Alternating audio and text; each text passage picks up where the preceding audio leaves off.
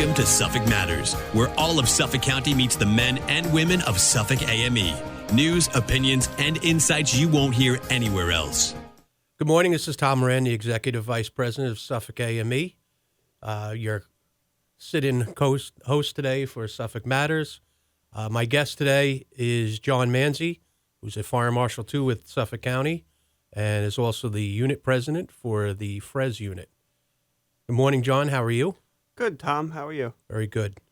So let's jump into things. Share a little bit of information about your role as a fire marshal and how you became active within AME. So I've been a fire marshal for the county since 2014. I was promoted to Fire Marshal 2 in 2019. The County Fire Marshal's Office does a lot of things. Our most important job is ensuring a safe work environment for our employees. We do fire safety inspections, life safety inspections. We assist with fire drills, making sure all the things that are there to protect the employees and protect the buildings are up to snuff. We also do public education. We do community outreach, and we oversee some coordination with the volunteer fire departments and EMS agencies, hazardous materials programs, technical rescue, and we assist with some of the grants. I became involved with the AME. Actually, you were running for FRES unit president at the time, and you had asked me to come on board because FRES, Fire Rescue Emergency Services, is a conglomeration of our folks' communications, people who answer the 911 calls and dispatch the fire departments, the Office of Emergency Management, the Fire Marshal's Office, which I'm in, and some admin.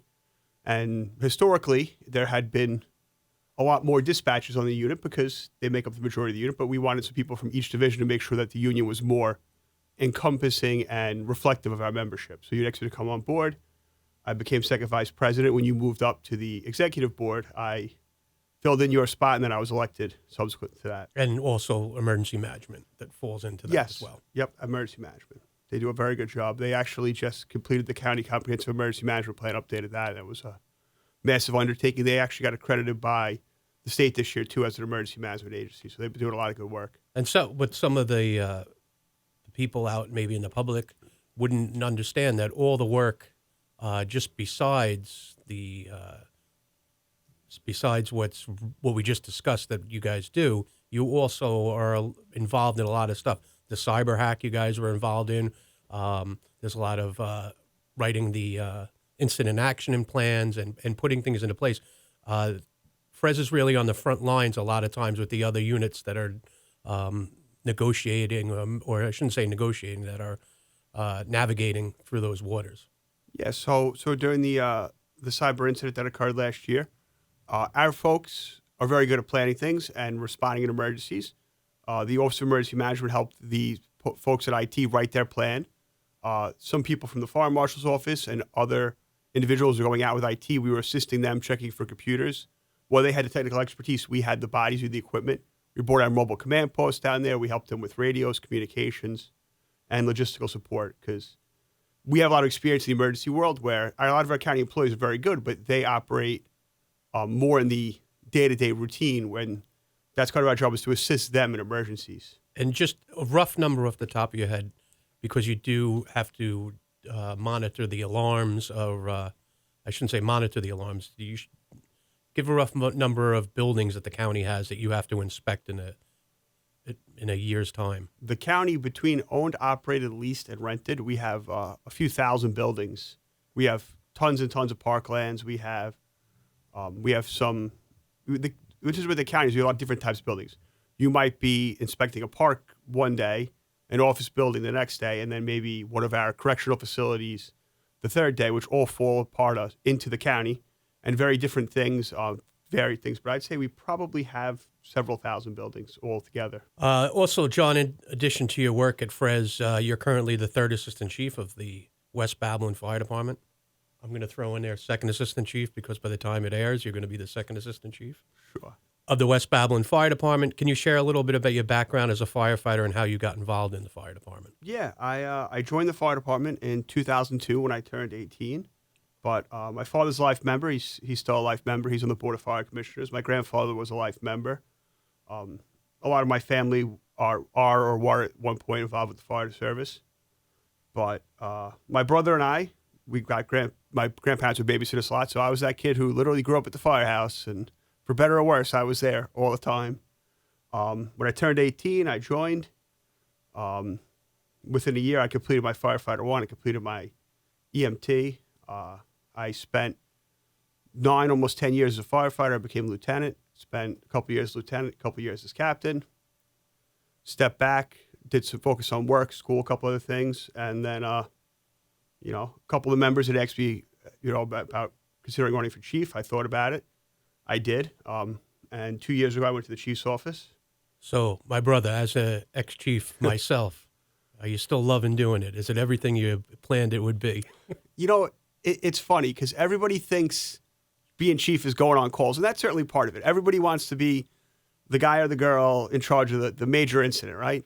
But you know as well as I do, it's 90% of the job is administrative and planning and making sure that the members have the equipment they need, they have the training they need, things are working day to day. And the company officers do a phenomenal job of riding the ship. And, as the chief, you got to more or less just have to give them the direction. The guys and girls will do what you need them to do, but you have to just be there, right? Sometimes it's just being that voice, listening to people.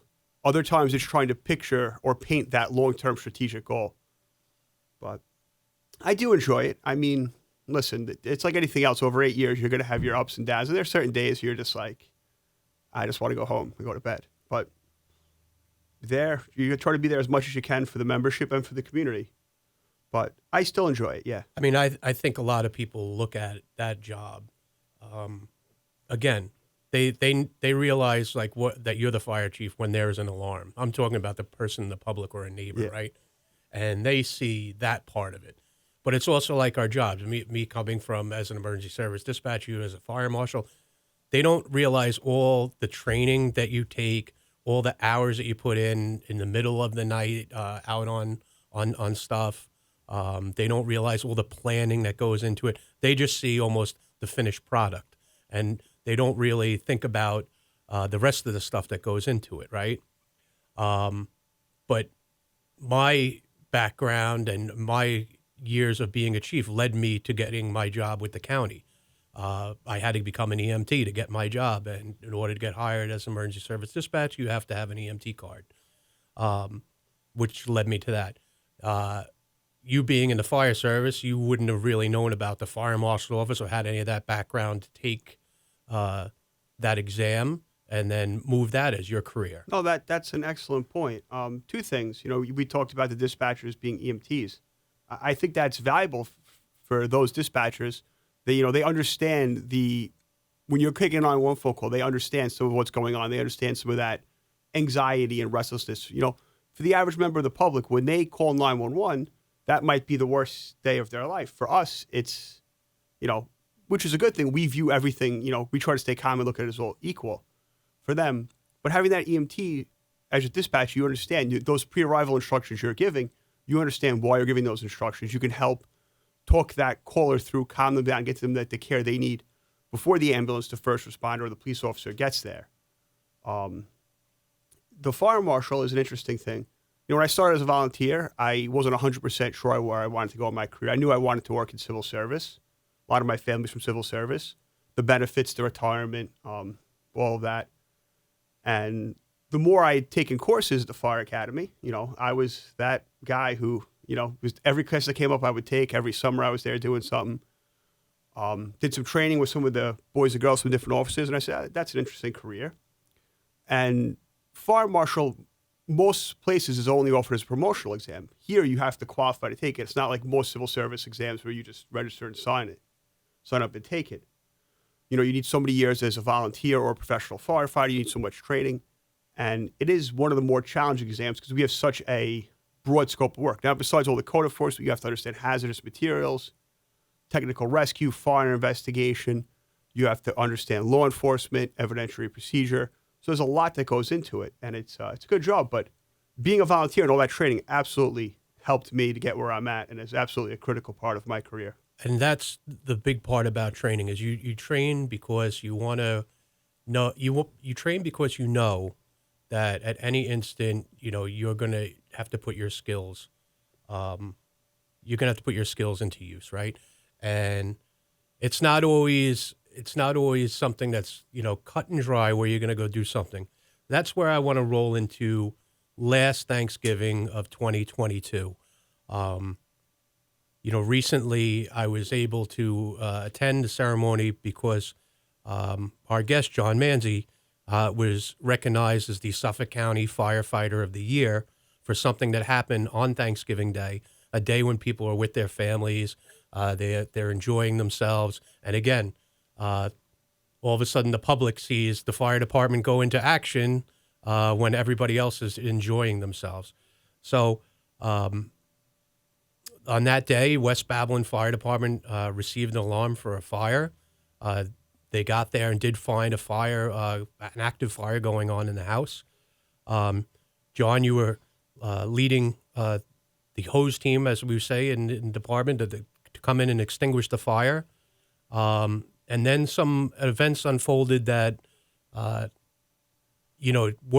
to be expected, but training had to go in. Talk us through that day and exactly what did happen and how it came that you were recognized for these heroic acts that you did.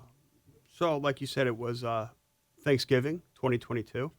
We were activated for an alarm for a reported of a stove fire, which cooking fires are one of the most common causes, especially on Thanksgiving. So you hear fire, you automatically assume there's going to be a fire, but, you're trying to gauge in your mind as you're responding to this call what's going on. One of the other assistant chiefs gets there first, Chief Allen, and he gives a report that we have, a fire on the second floor. But, okay, we get there. The engine company gets there first. Those are the guys who carry the hose and the water, for those of us who are not familiar. It's an exterior staircase going up to the second floor. The hose line is there. I said, hey, let me see what we have. Captain Smith and one of the other firefighters went upstairs with an extinguisher to try to quickly suppress it and limit the amount of water damage in the home. And we want to put the fire up. We don't want to ruin someone's home if we don't have to. We want to limit the amount of damage, especially around the holidays. He goes up in front of me. I tell the hose line, let me get up there and see what we have. I noticed Captain Smith was kind of sitting awkwardly on the staircase. So Maddie, like I said, I grew up in the firehouse. Maddie was one of those guys when I was a kid who, was always there. He was a juniors director, and he's a guy who taught me a lot. And I'm like, Maddie, and I could tell he was wrong. I grabbed him, and I quickly realized that he was having a medical emergency. I got on the radio. I called Chief Kamalik, who was in charge of the call, and said, hey, one of our members is having a medical emergency. I got to get him down the staircase, and don't send anybody else up the staircase because we don't want to get jammed up on there. I started bringing him down. Some of the other firefighters helped me bring him down the rest of the staircase. We got him on the landing. We were able to assess him more. We verified that he wasn't breathing. He didn't have a pulse. We now had to take his pack off him. We had to take his gear off him so we could start CPR. We started CPR. Now, at this point, we saw a fire. I have to now direct other firefighters upstairs, which Chief Allen made sure that the fire was put out and overhaul was conducted. It didn't spread any further.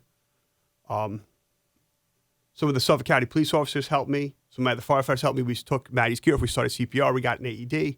The ambulance showed up. We defibrillated him twice on scene.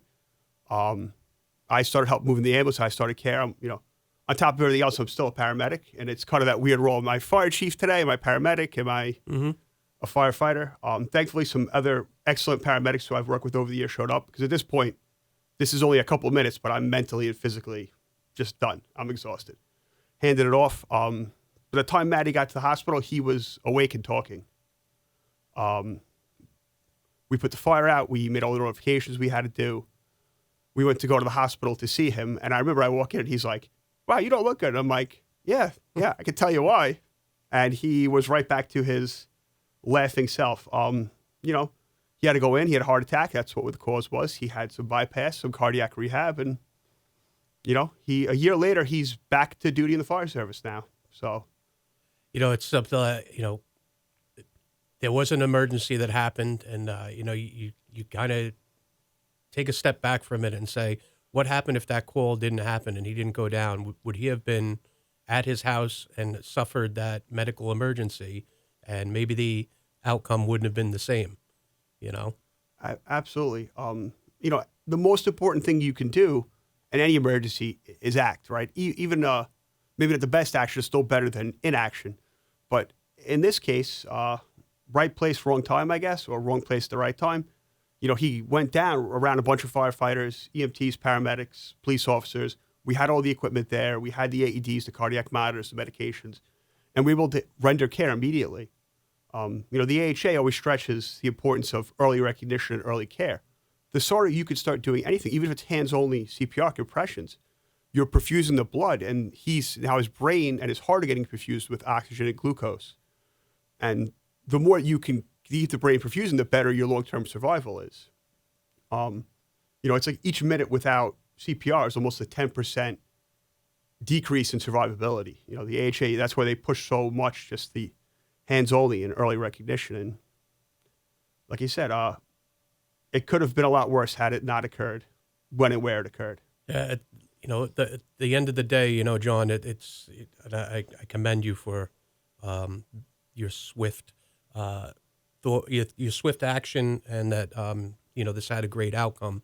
But it's even different when it's somebody that's one of our own, right? Yeah. And because of you and the efforts of everybody involved, Matt Smith is still walking around every day, and his family still has him. And again, if there wasn't this emergency, there might have been a different outcome. So my hat's off to you, John, and congratulations on that. Thank you. It was an honor, but I just want to stress that it was definitely a team effort from the people on scene, all the people who came, the officers of the first precinct assisting us transporting him to the hospital, and then the entire hospital staff, the emergency room staff who we deal with all the time, bringing patients who were phenomenal. And then just the recovery, and it was definitely a team effort with a great outcome. And you talk about the team effort. We've been hearing a lot recently about our first responders, our firefighters, our community leaders. All of them have been stressing that, Long Island's experienced a shortage of volunteers. I mean, people just either don't have the time, they don't have the interest, or they're not even aware. A lot of people call 911, and they think that that the staff is paid here on the island. They've moved in from different areas where they have paid service. They're not really familiar with what we do. But have you seen on your end, as being the fire chief, about are people joining, or are there people that aren't staying, or are there people joining later in life? So we had quite a few years where our membership in West Babylon was down, but I feel like overall it's down. The last year or two, we have had an uptick in people joining, and it's a mix. We have some people who are older in life. We're seeing a lot of younger people join, either in high school, right, when they get out of high school. And I think part of that is, Tom joins. Tom, we're friends. Oh, you're in the fire department? That sounds cool. Gives you a place. Oh, something to do. Let me go try it out. But I think, like you said, we're seeing a lot more people move into the community who are newer to the community. And I think some of them come from New York City. They come from other areas, and they don't think they understand. But unfortunately, I think retention has become a big issue. A lot of people join, but they can't stay. Either, some people join and it's not for them. But some people, I think, things are just so hectic and busy on Long Island. Who has childcare issues, who has a spouse that works, who works, 2 jobs themselves, or who has other commitments. But I think the shortage is statewide. But it's definitely affecting us here on Suffolk County a lot. It's something we're both kind of out of the same mold there. I grew up with my grandfather being a member of American Ladder. My dad's an ex-captain for Freeport Hose 5. I grew up around it. So like 18, it was just a natural thing. Like third generation, you're going to do it. The same way, third generation, you're going to do it. But it's the people that aren't around it, and that they don't really either know how to join, or they don't know how it happens. So we're the best advocates to just say, hey, it's easy. We put signs around town, come down and join, because there are benefits, right? Besides helping your community, there's other stuff that goes on. John, you carry 2 union cards. Not only are you a Suffolk County employee and an AME member, but you also are doing some teaching for people that aren't members yet, but they want to learn about fire science. So let's talk a little bit about that. The Suffolk County Community College has a couple different programs for students who want to expand their role. They have an EMT program. They have a paramedic program that is part of a 2-year associate's degree. And in the fire science, they have a fire science certificate, and they have a 2-year applied science degree for fire protection engineering. And what we see is A lot of it are younger people who graduate high school, right? They want to get involved in the emergency response field, emergency work. A lot of these jobs require college. So it's one thing to go to college and take courses that, just take courses. When you take a course that you're interested in or something that's going to help you or move you forward, I think the students are a lot more engaged, they're a lot more active, and they can apply that knowledge. So I've taught in the fire science program there and the EMT program. And it's, I've seen students who, when I'm teaching classes, and then they come out to the fire academy or they come out to Fres and they do training or evolutions with us. And, some of them are like, oh, hey, I want to be a fire marshal. Hey, I want to be a dispatcher. That's why I'm taking an EMT class. Suffolk has an excellent cadre of instructors and professors. And they have that mix of the didactic, the educational background, but also the actual real world application. All the instructors there are certified providers or have firefighting experience, or most of them have both. So you're not going and taking a lecture with, somebody who might be very knowledgeable but lacks practical. They have a good mix. And once you are a volunteer, there are certain avenues that are open for you now. You can take civil service exams, and the charge is waived because you are volunteering and that you're giving back to your community, and what you want to do in your professional life. So there's avenues that the volunteer fire services they bring people to, right? Yeah, Suffolk County has the SERVS program, where if you're an active volunteer, you lay out for the cost of the semester for school, and then depending on your grades, you get reimbursed a percentage of the cost of going to school. So you can join, say, hey, you know what? I want to become a paramedic, right? I join my local fire department or ambulance corps, who certainly need members. There's 125 plus agencies in the county who all need members. You join. You can go in, you can go to school, you can use the service benefit. They're going to help you pay for school. You can get your certifications, and then, like you said, take the civil service exams at no cost. There's tax benefits, and there's always the intangible benefits, right? Like, I've made some lifelong friends from the fire service, right? There's boys and girls who maybe aren't in my department anymore who we're still friends with because they moved to a different department or they got a different job. Like I said, besides just the immediate family, I have extended family, like you said. I can go to a lot of different fire departments and know somebody either because I taught with them, I worked with them, we met at some training or drill, and it just becomes this bigger community, extended family. But there's, like I said, certainly all the tangible benefits and then the intangible stuff we talked about. Of course. One of the other things I wanted to touch on, and you are obviously, this is your background where you're able to speak on this. We know through experience at wintertime that there's a lot of factors that go into why we have more emergencies. But there's a lot of safety. People are bringing a Christmas tree into their home, right? And we see that, fires happen because of that. But let some of the listeners know some of the things, hazards that happen this time of year, and also the stuff that they can do to help prevent having an emergency in their home. Yeah, that's an excellent point. Almost half of all residential fires occur in the winter months, December, January, and February. So that's certainly things to be considered. We talked about Christmas trees. Whether you're going to use a real tree or a fake tree. As a real tree, you want to make sure it's watered and it's moist, but keeping it away from any open flames, any sources of heat. 3 feet is a good general rule for any source of heat separation. Candles. A lot of people use candles for holiday celebrations or because they look good. Unfortunately, we have more candle fires in December than almost the rest of the year combined. There's certainly safe alternatives you could use. There's some very good battery-powered candles that still look real. But if you're going to use heat, never keep any open flame unattended. Always keep it 3 feet away and be cognizant of what's above it. You don't want to make sure there's carpets, drapes, anything above it. Also, we see a lot of, heating emergencies in the winter, because obviously the demand is greater. So it's important to have it serviced once a year, have your chimney inspected once a year. If you're going to use a fireplace, you want to make sure you have a screen, either a mesh screen or a glass screen, because those little embers can come out and they can light things on fire and you not realize. And if you don't properly service your chimney, you can build up an act of a fire in there. Yeah, and that's one of the things you don't even think about until you're going to go use it. But, chimney being on outside of your house, that's out in the elements, right? How many times are there an emergency because, at the top of the chimney there's a screen, that keeps out, wildlife or keeps out debris or anything to get in there. It's always one of those things like your oil burner. You always want to have serviced before the season gets cold.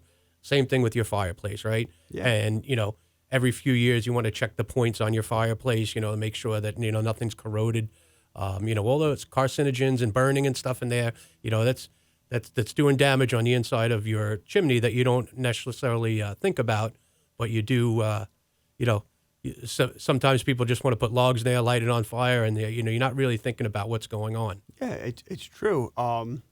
Listen, fireplaces are nice. They heat, they ambience. It's very relaxing. But we have to have more of a safety-minded culture. You can't just think about safety when there's an emergency. You have to think about it all the time. And all these devices, any heat-producing device, you have to think about carbon monoxide, right? You should have carbon monoxide detectors in your house, by each source in each sleeping area. They make ones that are sealed units that last for 5 to 7 years. So you hook it up, basically set it and forget it. But now you have that protection because otherwise you could have a carbon monoxide emergency in your house. And if you don't have a detector, you're not going to know it. You're not going to smell it. You're not going to see it. You're not going to taste it. I mean, you've seen it, I'm sure, since you got in the fire service. I've 32 years I've been doing it. Everybody needs smoke detectors in the house. And I tell people all the time, you need a smoke detector in every single room of your house because fires burn different the way they did years ago. I mean, there's so many just different construction types now. And I'm digging in the weeds a little bit here, but, fires burn a lot quickly now. There's a lot of instances where you could be awake and there could be a fire in your house and you just about have enough time to get yourself and your family out. It's really scary, but you can do these preventative things. You can plan for it by having the smoke detectors in every single room. It's always there's never enough. You could always have enough coverage. Carbon monoxide detectors. You're investing to make sure that your family's safety is the most important thing. Yeah, absolutely. Underwriters Laboratory and the Fire Safety Research Institute have done a lot of studies in the fire science field that fires are reaching their peak heat release rate much quicker. Years ago when things were made of, actual natural materials, they didn't burn as quickly. But most things at home are synthetic now. There's a lot more plastics. Lithium ions, we've seen some lithium ion battery emergencies and fires. They release a tremendous amount of heat very quickly. So like you said, Tom, the quicker you notify something, the better. And the most important thing you could do, get out, stay out, call 911. Because if you go back in, unfortunately, we see it sometimes. People go back in and they're injured and sometimes unfortunately killed going back in trying to grab something, belongings or whatever at the house. Get outside, stay outside, and call 911. Coming into the Christmas season, how many people are going to get gifts with lithium batteries? It's crazy. The amount of things that need to be charged, and you have them plugged in, they get overcharged, they start fires. I mean, it's really turning into, the education is out there more now about them, but we're still seeing a lot of those fires, and those fires take a lot of water to put out. Unfortunately, absolutely, and they're still doing a lot of research on that. But anything that produces heat, whether that's your portable space heater or that's your toaster oven, right? You want that plugged directly into an outlet. You only want one of those per outlet. You don't want to overload it.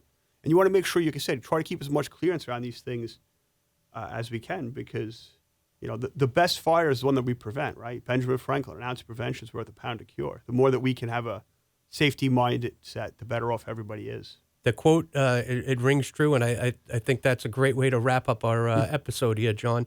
It's been my pleasure to have you here and being able to highlight the stuff that you've done at work, that you've done in your volunteer life.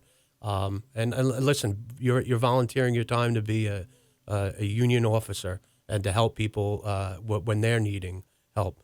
But we wanted to just speak on that. There is a website, SuffolkBravest.com. If somebody is looking to get involved in the volunteer fire service, they'll direct you to your local department or where to go if you're not too sure. So you can always log on to that website. And John, I hope you have a great holiday. Hope I don't have to see you at all. And everybody just gets to know the planning John and not to see the John in action. But if they do, they'll be in great hands. It's great having you as a guest, John. Thank you for having me, Tom.